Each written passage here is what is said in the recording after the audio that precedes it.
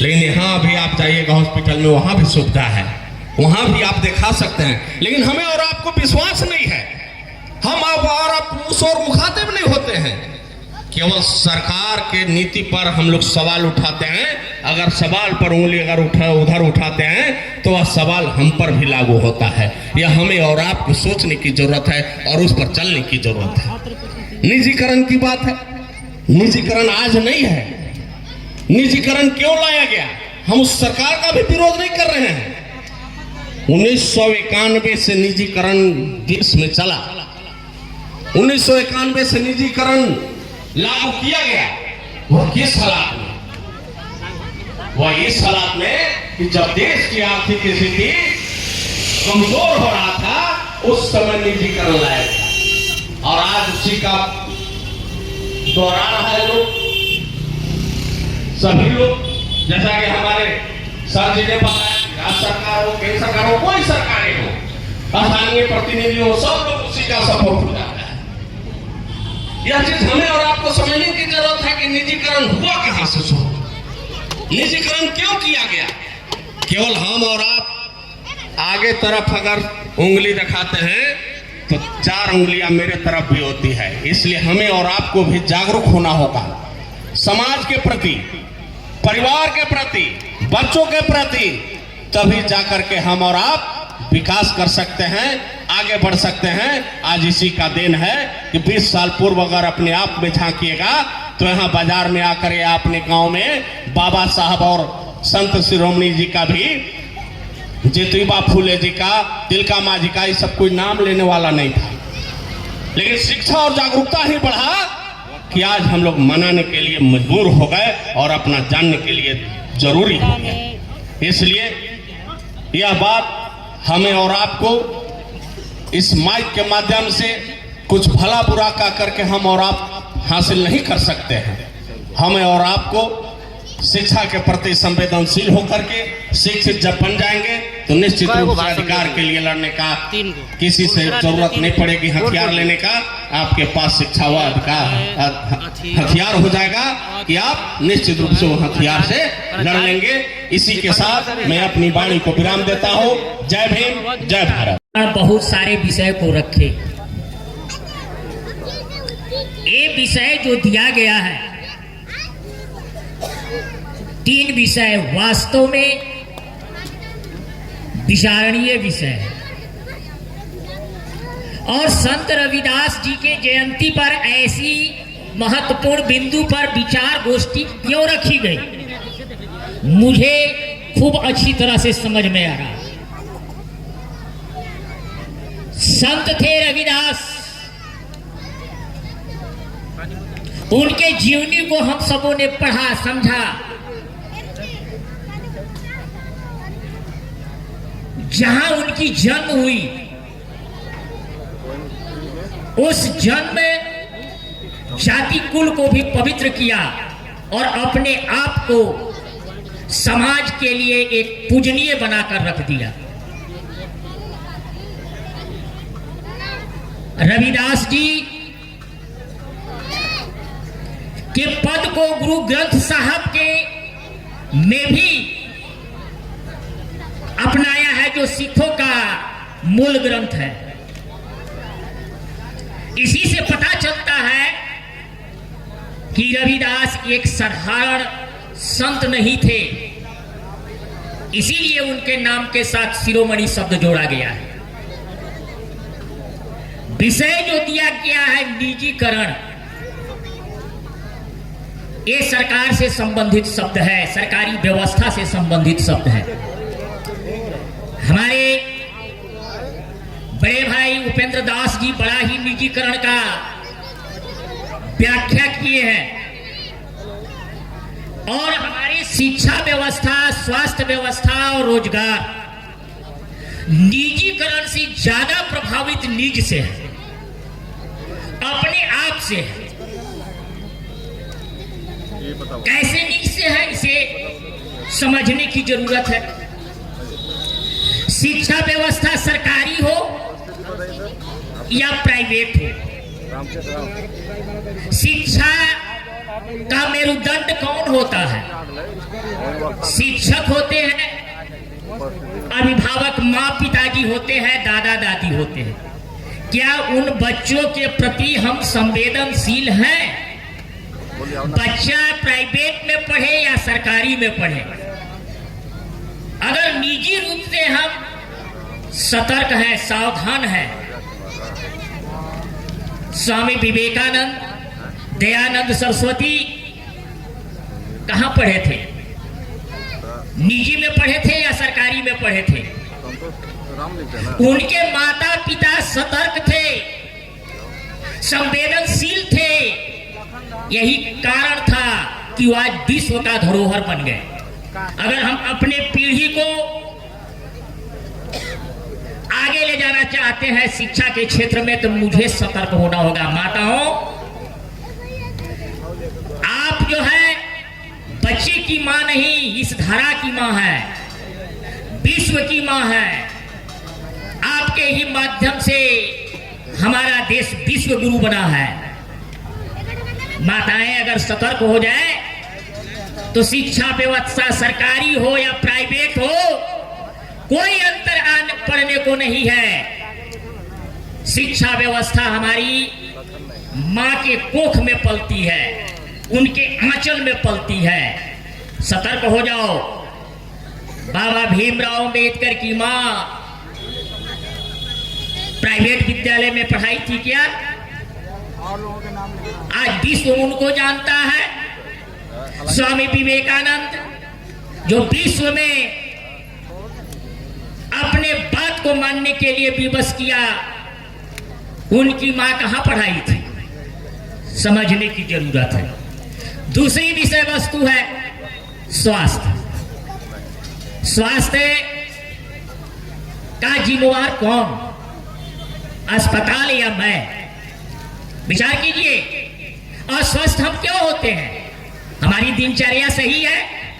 हमारे महर्षियों ने जो बताया दिनचर्या, उसका पालन हम करते हैं? सुबह में उठ करके व्यायाम करते हैं? घर में दादी की घरेलू उपचार है, उसका इस्तेमाल करते हैं? हम खान पान सही सलामत रखे हैं? शरीर को जो पौष्टिक आहार चाहिए वो लेते हैं? हम तो शराब लेते हैं, हम तो मांसाहार भोजन करते हैं और कहते हैं मेरा स्वास्थ्य खराब हो गया।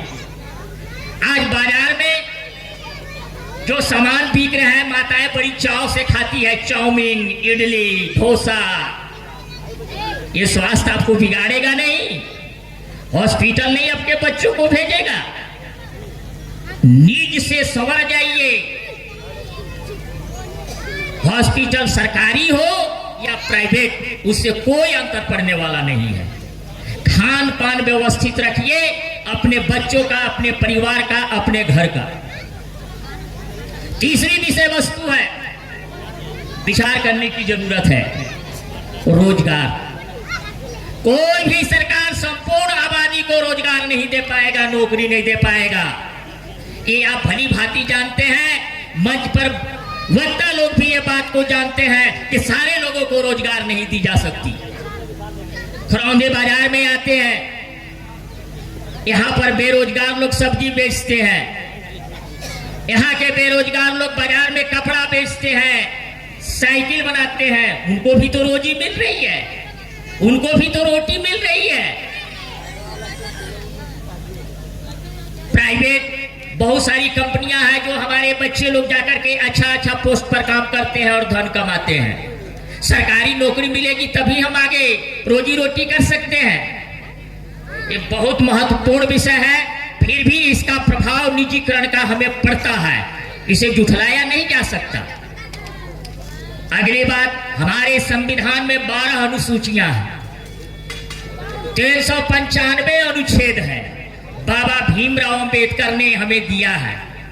लेकिन आप सब जानते हैं बाबा भीमराव अंबेडकर का बनाया हुआ संविधान है, 42वां संशोधन को ध्यान से पढ़िए, देखिए, समझिए। उसे मिनी संविधान के नाम से जाना जाता है। सबसे ज्यादा संशोधन यदि हुआ है तो 42वां संशोधन हुआ है। और बाबा भीमराव अंबेडकर का रूपरेखा को सीधे उलट पलट करके रख दिया गया। आगे हम सब से यही कहना चाहेंगे, समय पर ध्यान बहुत है और देना चाहिए वक्ता को, और इतना महत्वपूर्ण विषय के लिए अच्छा टाइम लेकर के जो है आना चाहिए और अच्छे वक्ता को विचार के लिए लाने का जो ये मूल निवासी संघ काम कर रही है, वास्तव में धन्यवाद के पात्र है। ऐसा हमेशा होना चाहिए समाज के विषय में। समाज आकर के गहन विषय वस्तु पर विचार विमर्श करे। इन्हीं चंद शब्दों के साथ इस परिसर में उपस्थित तमाम लोगों को आप सभी को जय भीम, जय मूल निवासी। आज उनका बलिदान है, आज उनका देन है कि आज हम सभी लोग यहाँ पर उपस्थित हो करके एक साथ हो करके उनको याद कर रहे हैं।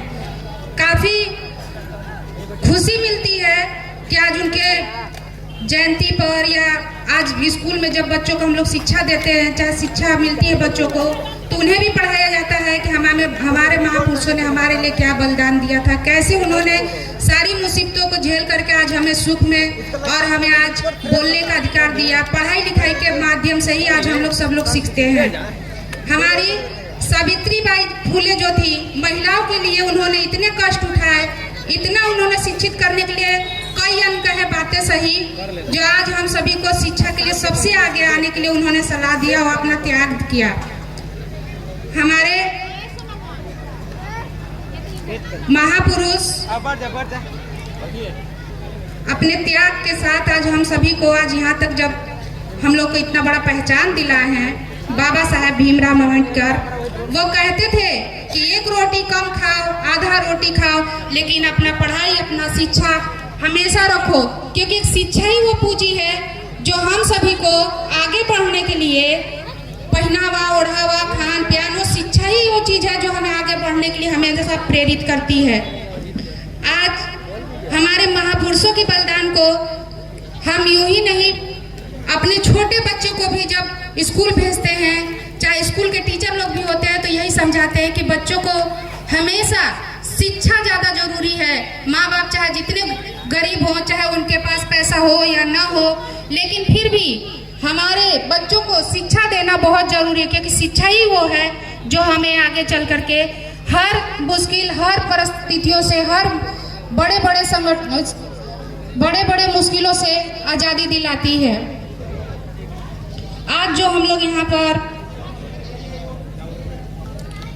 जयंती मना रहे हैं, श्री रविदास जयंती। रविदास जी ने कहा था, मन चंगा तो कठौती में गंगा, यानी कि अगर हमारा मन शुद्ध है, हम अपने मन से स्वच्छ हैं, तो सब कुछ स्वच्छ है। पहले अपने मन को स्वच्छ रखो, इसके बाद ही हम कुछ कर सकते हैं। उनके स्वच्छ मन रखने के लिए अपने आप को अंदर से पहले साफ करो, तब हमारे विचार, हमारे व्यवहार, हमारे आचरण सब चीज साफ रहेगा। उनका यही कहना था, ऊंच नीच भेदभाव, उनका यही कहना था कि ये सब चीजों को लेकर के ना चले, और आगे उनका त्याग जो था हम लोगों के लिए, अपने अच्छे वाणी, अपने अच्छे शब्द से लोगों को प्रेरित करना था। और उन्होंने जो अपने शिक्षा दी है, अपने जो विचार दिया, आज हम लोगों को बहुत ही काम आ रहा है, यहाँ तक कि सारे बच्चों को भी काम आ रहा है। हर लोग उनके कहे हुए बातों का आज हम सभी लोग अपने स्कूलों में भी पढ़ते हैं। इन्हीं शब्दों के साथ मैं अपने शब्दों को विराम देती हूँ। जय हिंद, जय भीम, जय मूल निवासी। बहुत बहुत धन्यवाद। सभा का संचालन कर रहे हम लोग के क्रांतिकारी साथी अनुज राम जी, अभी दूसरा संचालन कर रहे हैं हमारे गुरुजी अजीत राम जी। जो 3 चीज है इस पर विशेष रूप से प्रकाश डाला गया है, शिक्षा, स्वास्थ्य और रोजगार। मैं इससे हटकर नहीं बात करूंगा। तो इस सभा में उपस्थित हम लोगों के खरौंधी प्रखंड के उप प्रमुख बड़े भाई देवदत्त प्रसाद आर जी, इस कार्यक्रम में उपस्थित खरौंधी प्रखंड के पूर्व विसूत्री और क्रांतिकारी साथी हमारा भतीजा, जो मैं इनको राजनीतिक सिखलाया हूँ। मुझे गर्व है कि मैं जो शिक्षा इनको दिया था उसका सही सदुपयोग करते आ रहे हैं राजेश रजक जी। साथ ही साथ बड़े भाई विसूत्री पूर्व अध्यक्ष विश्वनाथ राम जी, इस कार्यक्रम में उपस्थित हम लोगों के सचिव विनोद यादव जी, इस कार्यक्रम में उपस्थित परीक्षा राम जी, और खासकर बहुत अच्छा अपना विचार दे रहे थे हम लोग के प्रोफेसर राम अवध मेहता जी, उपस्थित सभी हमारे एक एक गांव से आए हुए बुजुर्ग गार्जियन, माताएं बहने, सभी मूल निवासी को मैं अपने तरफ से अपने विचार व्यक्त करते हुए सभी को जय भीम, जय मूल निवासी व्यक्त करता हूं। क्योंकि आज महापुरुषों का जयंती है, इस पर ऐसा हम लोगों को बोलना है कि किसी को ठेस न पहुंचे, क्योंकि सभी दुकानदार भाई के कान तक यह आवाज जा रही है।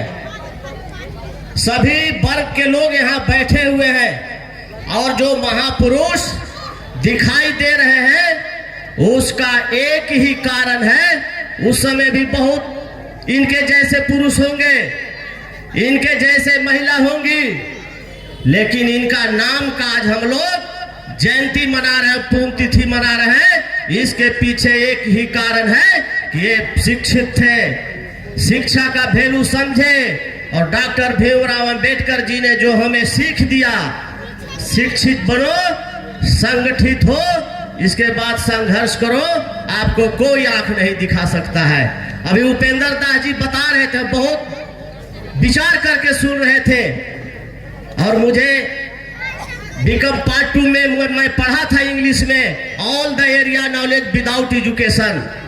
किसी भी क्षेत्र में जाने के लिए अगर आपके पास नॉलेज नहीं है, अगर शिक्षा नहीं है, तो आप कुछ नहीं कर सकते हैं।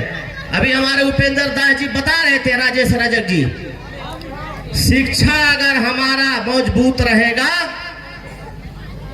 तो आने वाला पीढ़ी हमारा ऑटोमेटिक मजबूत होगा। न हम बगावत किसी का करेंगे, न हम किसी का समर्थन करेंगे, आने वाले बच्चों को हम शिक्षित करेंगे, तभी हमारा समाज और अपना विकास हो सकता है, अन्यथा हम पिछड़े रह जाएंगे। हम किसी को दोष नहीं लगाएंगे, चाहे वो केंद्र सरकार हो, चाहे वो राज्य सरकार हो, चाहे हमारा विधायक हो, चाहे हमारा सांसद हो, चाहे हमारा माता पिता हो, चाहे हमारा गांव का समाज हो। अगर हम अपने बच्चों को नहीं पढ़ाएंगे, अपने बच्चों को अच्छी शिक्षा नहीं देंगे, तो हमारा आपका कोई कुछ नहीं कर सकता है, हम जहां हैं वहीं रह जाएंगे। आज अभी बता रहे थे, इसके पहले हम लोग बहुत अपने महापुरुष की जीवनी पढ़े हैं, चाहे वो मैट्रिक में, इंटर में, ग्रेजुएशन किए, उसमें भी पढ़े हैं। हमारे भी 4-5 भाई हैं। आपके बीच में राजेश रजक जी चंदनी से, चंदनी में भी बहुत लोग हैं, लेकिन राजेश रजक जी आज जो आपके बीच में दहाड़ रहे थे, वह एक ही कारण है, शिक्षा। देखिए हमारे बीच में अरुण राम जी बैठे हुए, टोपी पहनकर, गरीब का बेटा, गरीब का बेटा कितनी कठिनाई करके, कितनी समस्या को झेलते हुए अपनी पिता को, लेकिन धन है इनके माँ और बाप जो इस बच्ची को पढ़ाने का काम किया। क्या BSc semester 1, BSc semester 1, BSc semester 1 का कमाल है कि यह लड़की सीना टाइट करके कुर्सी पर बैठकर लिख रहे। मैं देख रहा था, जो भी वक्ता बोल रहे हैं, कलम और कॉपी का इस्तेमाल करते हुए पॉइंट बाय पॉइंट लिख रही है। वह किसका देन है? इनके पिताजी का नहीं, इनकी माँ की नहीं, जो इनके अंदर शिक्षा जा रही है, जो इनका शिक्षित किया जा रहा है, जो एक शिक्षा से मजबूत हो रही है, उसका कमाल है, जो सीना टाइट करके कुर्सी पर कोट पहनकर बैठकर लिख रही है। और बाकी हमारी बहनें जो शिक्षित नहीं हुए, मूड़ी गांठ कर पीछे बैठेंगी। हमारे माताएं बहनें, इसमें जितने भी माताएं बहनें हैं, जरूर शिक्षा से लवरेज है, जरूर उनके शिक्षा का कुछ अंश उनके अंदर है, जो सीना टाइट करके यहाँ बैठी है। और हमारी अशिक्षित बहनें, माताएं बहनें घर में बैठकर सुन रही हैं। जाओ बेटी। इसलिए आज हम तमाम लोगों को, मैं जाति का विवरण नहीं देना चाहता हूं, क्योंकि हम बाजार में अपनी जयंती मना रहे हैं। तमाम हमारे दुकानदार भाई सुन रहे हैं। देखिए सामने कुर्बान अंसारी भाई साहब का दुकान है, इधर भी दुकान ऊपर भी मकान, पूरब भी दुकान, पश्चिम भी दुकान और सब में ऊपरे मकान। किसका देन है? शिक्षा की देन है, जो इस क्षेत्र में, कपड़ा के क्षेत्र में, बिजनेस के क्षेत्र में शिक्षा इनके अंदर था, शिक्षा इनके अंदर प्रवाहित हो रहा था, जिसकी देन है कि रोजगार के क्षेत्र में पैर जमाए हुए हैं खरौंधी में। इसमें लिखा हुआ है शिक्षा, रोजगार, स्वास्थ्य। शिक्षा के बारे में मैं बता दिया। और सबसे पहले अगर आप शिक्षित हो जाइएगा तो आपका स्वास्थ्य भी ठीक हो जाएगा। अगर अच्छा शिक्षित रहेंगे तो आपको रोजगार भी मिलेगा। जैसे अरुण राम जी लिए, हमारे हरिकृष्ण गुरु जी के लड़का, बिना डोनेट के, बिना डोनेशन के, कोई घूस नहीं, इनके अंदर जो शिक्षा की ताकत थी उसके बदौलत सरकार से लड़कर जो हेमंत सोरेन जी मेला लगाकर सभी गरीब के बच्चों को, जिनके अंदर टैलेंट था, राइट टू एजुकेशन, जिनके अंदर पावर थी शिक्षा की, उसको बुलाकर इन्होंने सीना टाइट कर परीक्षा दिया और सफलता हासिल किया, इनको नौकरी मिली। इसलिए आज हम लोगों को जब भी हम जयंती मनाएंगे, जब भी हम पुण्यतिथि महापुरुष को मनाएंगे, तो उनसे भी सीख लेंगे कि उनके बताए हुए रास्ते पर समय आ रहा है। मैं समझ रहा हूं बहुत जल्द एक वो बचल है। देखिए आज हम लोगों को सरकार केंद्र में है, क्या कर रही है सब लोग जान रहे हैं। राज्य में सरकार है, क्या है सब लोग जान रहे हैं। हम अपना सारा कटौती करके अपने आने वाले बच्चों को अच्छा पढ़ाई, इसके बाद जब वह पढ़ेगा हमारा बेटा, हमारी बेटी, तो ऑटोमेटिक अपना क्षेत्र हासिल कर लेगी, किस क्षेत्र में उसे जाना है। अभी उपेंद्र जी बता रहे हैं इनका बेटा नीट की तैयारी कर रहा है। मैं समझता हूं आज जिसके पास पैसा है नीट की तैयारी करेगा, एडवांस करेगा, इसके बाद उसको अच्छा IIT इंजीनियरिंग कॉलेज मिलेगा तो वो बीटेक करेगा। लेकिन हमें सीख लेना होगा अरुण राम जी जैसे। हम नीट की ओर, एडवांस की ओर, जेई की ओर नहीं जाएंगे, लेकिन जब हम अपने बच्चों को शिक्षा का ताकत उसके अंदर भरेंगे तो वह खुद चुन लेगा कि हमको किस क्षेत्र में जाना है, मेडिकल क्षेत्र में जाना है, कि हम IAS की तैयारी करेंगे, कि हम जेई की तैयारी करेंगे, जेई एडवांस की तैयारी करेंगे। इसलिए हम अपने पहले बच्चों को पढ़ाने का काम करें। जब हम गेहूं बोते हैं तो उसके लिए हमको अच्छा सिंचाई, अच्छा दवाई, अच्छा उसके लिए खाद का जब हम प्रयोग करेंगे टाइम पर, तो मोटा मोटा दाना हमें उत्पादन मिलेगा। ठीक उसी प्रकार पहले अपने बच्चों को हमको पढ़ाना होगा, उसको अच्छा शिक्षा देना होगा, स्वास्थ्य भोजन कराना होगा। इसके बाद वह खुद रोजगार चुन लेगा। हमको रोजगार की आवश्यकता नहीं है, हमारा बेटा जब पढ़ेगा तो रोजगार ऑटोमेटिक हासिल करेगा। इतना ही कहकर अपनी बात समाप्त करता हूँ। जय हिंद, जय भीम, जय मूल निवासी। शिक्षित बनेंगे तभी हमारा समाज आगे बढ़ेगा। हम अगर शिक्षित नहीं बनेंगे तो मेरा समाज आगे नहीं बढ़ सकता है। आज हमारा देश 75 साल पूर्व आजाद हुआ है। 75 साल पूर्व अनेकों हमारे देश में शासन किए। जिस शासन में आपने देखा होगा कि आपका समाज के लिए जो निम्न हम लोग के शिक्षा के लिए कौन व्यवस्था किया, कौन सरकार व्यवस्थापक बना जो हमारा शिक्षा का व्यवस्था हो। आज हमारे यहाँ पूर्व से विद्यालय, सरकारी विद्यालय है।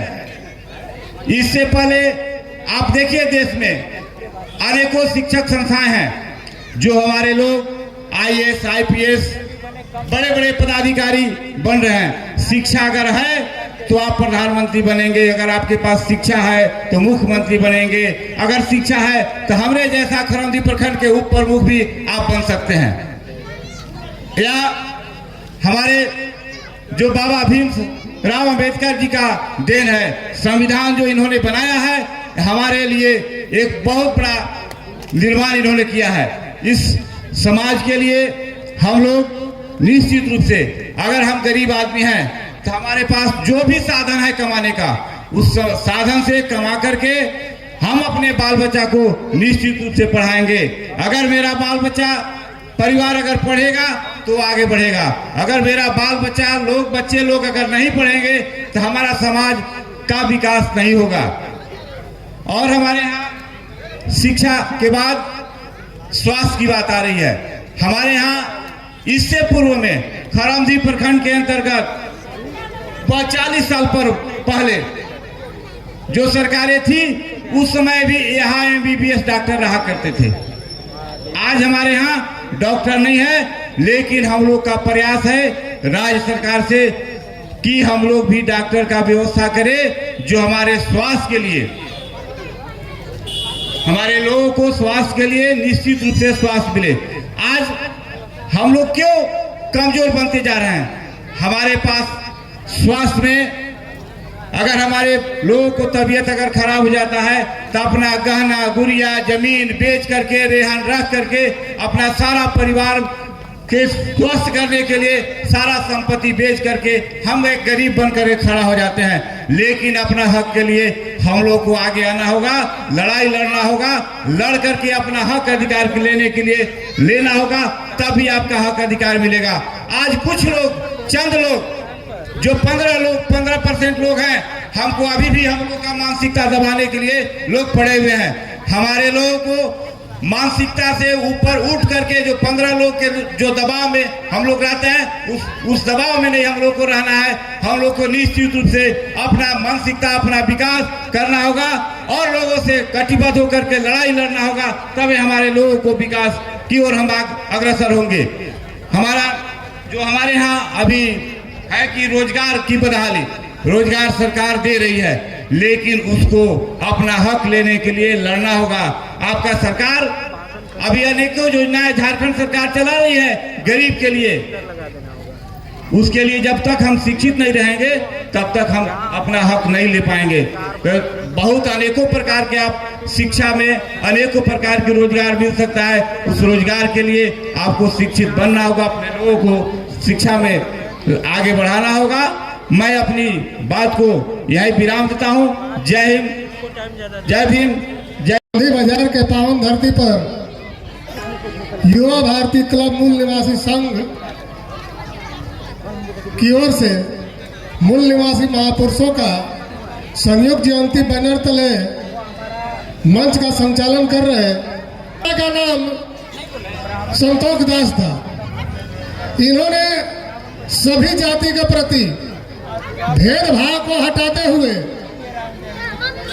एक रहने का इन्होंने शिक्षा दिए थे, एक रह करके और हम लोग को आगे की ओर बढ़ना है। लेकिन हम लोग को तोड़ने का काम कोई किया, अगर कोई तोड़ने का काम किया तो आप लोग खुद जानते हैं। अभी जो बात हो रहा है शिक्षा और स्वास्थ्य की, हम नाम नहीं पकड़ना चाहते हैं। तोड़ने का काम कौन किया आप लोग भी जानते हैं। एक वो कहावत था, आप लोग सुन लीजिए थोड़ा सा। यहाँ एक टिमटिमाते हुए ये भोगजोगिनी चलता है ना, उसके पीछे पीछे एक सर्प चल रहा था। तो उसने पूछा कि भाई तुम्हारा क्या मैं भोजन हूँ? तो उसने बोला कि नहीं। तो मेरे पीछे तुम क्यों पड़े हो? हम जहाँ जा रहे हो वहाँ तुम जा रहे हो। तो उन्होंने कहा कि तुमको वो टिमटिमाते हुए, बढ़ते हुए, ऊंचाई पर जाते हुए नहीं देखना चाहता हूँ। आप लोग हर तरीका का बाधा आएगा आप लोगों के समझ। अभी जो माननीय प्रधानमंत्री यूजीसी लागू किए, जगह जगह आप लोग देख रहे हैं कि धरना प्रदर्शन हो रहा है। मतलब लग रहा है कि हम लोग के ऊपर चढ़ जाएगा 15। समझ रहे कि नहीं? तो हम लोग भी धरना देंगे उसी प्रकार से जैसे हर जगह हो रहा है। यूजीसी कानून लागू होना चाहिए। लागू होना चाहिए कि नहीं होना चाहिए? हम लोग भी उसी प्रकार से धरना देंगे और यूजीसी कानून को हम लोग भी लागू करने के लिए रोड पर उतरेंगे। और जो हम लोग को तोड़ा गया बीच में, तोड़ने के बावजूद उन्हीं लोगों ने हम लोग को मतलब जाति में ऐसा बांट दिया कि थोड़ा सा हम कविता बनाए थे जो भुला के, ज्यादा तो याद नहीं है। यहाँ आदमी पशुओं से भी बदतर समझे जाते हैं और इंसानों से घृणा करे और पत्थर पूजे जाते हैं। है कि नहीं ऐसा? यह आदमी पशुओं से भी बदतर समझे जाते हैं और इंसानों से घृणा करे और पत्थर पूजे जाते हैं। क्यों तोड़ने का काम किया? हम लोग को टूटना नहीं है, पहले शिक्षा के अभाव था इसलिए हम लोग टूटे हुए थे, लेकिन आज शिक्षा का अभाव नहीं है इसलिए हम लोग टूटेंगे नहीं। हम लोग एक सब होकर के रहेंगे और अब छुआछूत भेदभाव सब तो यही खत्म हो चुका और भी हम लोग खत्म कर देंगे ताकि उसको भी समझ में आवे कि हमारा जो षड्यंत्र जो रचे थे उस षड्यंत्र पर हम लोग काम नहीं रहेंगे।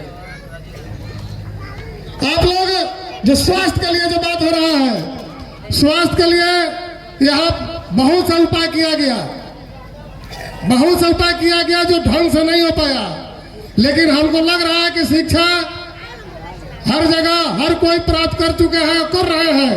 अच्छा से अच्छा शिक्षा प्राप्त कीजिएगा तो स्वास्थ्य क्या घर घर स्वास्थ्य होने का भी तय हो सकता है।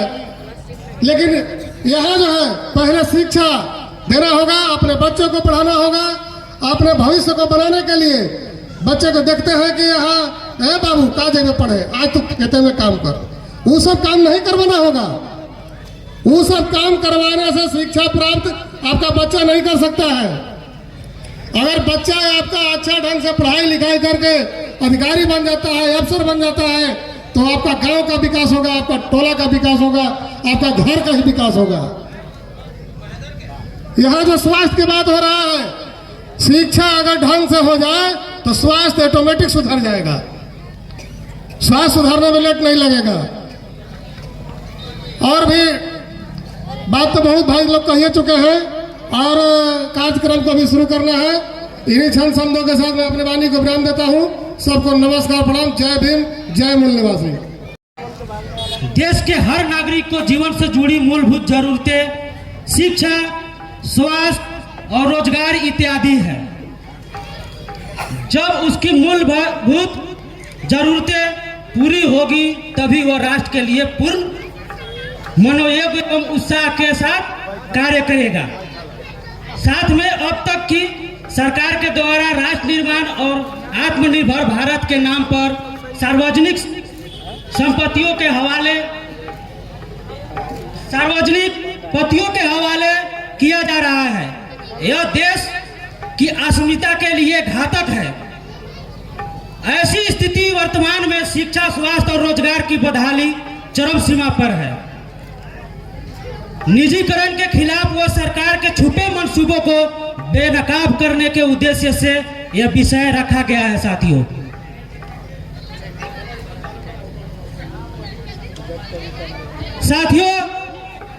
आज हम एक ऐसे दौर में खड़े हैं जहां सरकारी संपत्तियों बेचे जा रही है, शिक्षा महंगी हो रही है, इलाज आम आदमी की पहुंच से बाहर जाते जा रही है। ऐसे समय में हमें याद करना चाहिए मूल निवासी महापुरुषों में जन्मे उन महान पुरुषों को और महानायकों को। मुख्य रूप से संविधान निर्माता डॉक्टर बाबा साहब अम्बेडकर को हमें याद करते हुए, उनका कोट करते हुए मैं एक बात रखना चाहता हूं, स्लोगन बोल रहा हूं। राजनीतिक आजादी जब तक अधूरी है जब तक सामाजिक और आर्थिक बराबरी न हो। राजनीतिक आजादी जब तक अधूरी है जब तक सामाजिक और आर्थिक बराबरी न हो। वे चाहते थे कि बड़े उद्योग, बैंक, बीमा, शिक्षा और स्वास्थ्य सरकार के नियंत्रण में रहे ताकि गरीब, मूल निवासी बहुजन और मजदूर शोषण से बच सके। लेकिन आज क्या हो रहा है? सरकारी कंपनियां बेची जा रही है, प्राइवेट स्कूल, कॉलेज गरीबों के लिए बंद हो रहे हैं, अस्पताल मुनाफे का धंधा बन गया है, सरकारी नौकरियां घट रही है और प्रतिनिधित्व पर असर पड़ रहा है। साथियों, यह रास्ता बाबा साहेब के विचारों के खिलाफ है। हमें ऐसा भारत नहीं चाहिए जहां सब कुछ कुछ अमीरों के हाथों में हो। हमें ऐसा भारत चाहिए जहां शिक्षा, स्वास्थ्य और रोजगार हर नागरिक के अधिकार हो।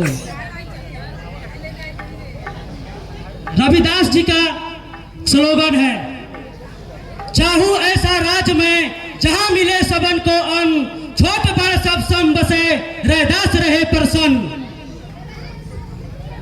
और इन महापुरुषों का जो आंदोलन रहा, स्वास्थ्य, शिक्षा और रोजगार के बढ़ावा के लिए रहा। आज उस वक्त उन्होंने जब शिक्षा हमको दिया नहीं जाता था और रोजगार के तो सोचना ही नहीं था, एक जानवर का जिंदगी जीने का जीवन जीता था, मनुष्य एक मनुष्य से भेदभाव करता था। उस दौर में इनका जन्म हुआ और हमारे लिए आंदोलन को आगे बढ़ाए और शिक्षा, स्वास्थ्य के लिए काम किए। उनका जो सपना था बेगमपुरा, वो परिकल्पना किए थे बेगमपुरा का। बेगमपुरा का मतलब होता है ऐसा राज जहां गम न हो, खुशी ही खुशी हो।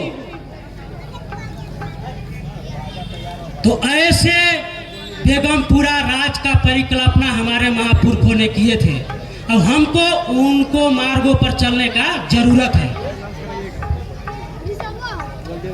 आगे मैं अपना बात थोड़ा सा समय लेना चाहूंगा, इसके लिए मैं आप लोग से क्षमा चाहता हूं, क्योंकि मैं प्रबोधन में ज़्यादा टाइम नहीं दिया हूं। निजीकरण जो मुख्य विषय है, निजीकरण, बाबा साहब पूरी तरह से निजीकरण के पक्ष में नहीं थे। उनका मानना था कि जरूरी संसाधन और उद्योग जैसे जमीन, पानी, बड़े उद्योग राज्य सरकार के नियंत्रण में होना चाहिए। अगर सब निजी हाथों में चला जाएगा तो गरीब, मूल निवासी बहुजन और मजदूर वर्ग का शोषण होगा। ये बाबा साहब का कहना था। पूंजीपतियों को खुली छूट देने से आर्थिक असमानता और सामाजिक अन्याय बढ़ता है। बाबा साहब ने एक सुझाव दिया था, राज्य समाजवाद, स्टेट एंड सोशलिज्म, यानी बड़े उद्योग, बैंक, बीमा, बिजली, परिवहन जैसे सरकारी स्वामित्व में हो। सरकार की जिम्मेदारी हो कि हर नागरिक को रोजगार, शिक्षा और स्वास्थ्य मिले। बाबा साहब ने यह भी कहा था, राजनीतिक लोकतंत्र तब तक सफल नहीं हो सकता जब तक आर्थिक और सामाजिक लोकतंत्र न हो। और आज लोकतंत्र का नेतृत्व किया जा रहा है सत्ता के आड़ में बैठे जो उस मंसूबे के साथ लोकतंत्र को तहस नहस किया जा रहा है। साथियों, अगर अर्थव्यवस्था कुछ अमीर लोगों को हाथ में चली गई तो लोकतंत्र कमजोर हो जाएगा। तो मैं एक ध्यान आकर्षित करना चाहूंगा सभी माताएं, बहनें और सभी साथियों को। रमाबाई अंबेडकर, खास करके महिलाओं के लिए, रमाबाई अंबेडकर एक ऐसी महिला थी जिन्होंने अपने पति को, यानी बाबा साहब को, उनका एक अहम भूमिका रहता है बाबा साहब को उस लायक बनाने के भारत का संविधान का राष्ट्र निर्माता बने। तो बाबा साहेब का जो प्रथम योगदान जाता है, उनका पत्नी का जाता है आगे बढ़ने के लिए और अपने समाज के लिए काम करने के लिए, भारत के सभी नागरिकों के लिए काम करने के लिए। जो विश्व का सबसे हस्तलिखित बड़ा संविधान है तो भारत का संविधान है। इतना बड़ा संविधान लिखने का मौका मिला वही रमाबाई अंबेडकर की वजह से। आगे हम यह कहना चाहते हैं कि नहीं, भाइयों का कहना है कि रोजगार सभी को नहीं मिल सकता, यह असंभव है। देश में सभी नागरिक को रोजगार नहीं मिल सकता। मेरा कहना है कि रोजगार मिल सकता है, ये दावे के साथ हम कह सकते हैं कि रोजगार मिल सकता है। उन महापुरुषों का सपना आप कैसे पूरा करिएगा जो देश में शिक्षा न हो और रोजगार न हो और प्रबुद्ध भारत बनाने की सपना को हम कैसे यागर कर सकते हैं? अगर हम देखना चाहते हैं हमारा भारत आजाद हुआ जिस समय, उससे 1 साल पहले आजाद होता है जापान और वो विकसित राष्ट्र में गिना जाता है और हमारा भारत विकासशील में है। इसका मुख्य कारण क्या है ये समझने का जरूरत है। आज जो मैं एक सवाल किया कि सरकारी संपत्तियां धारने से 2 मिनट में खत्म कर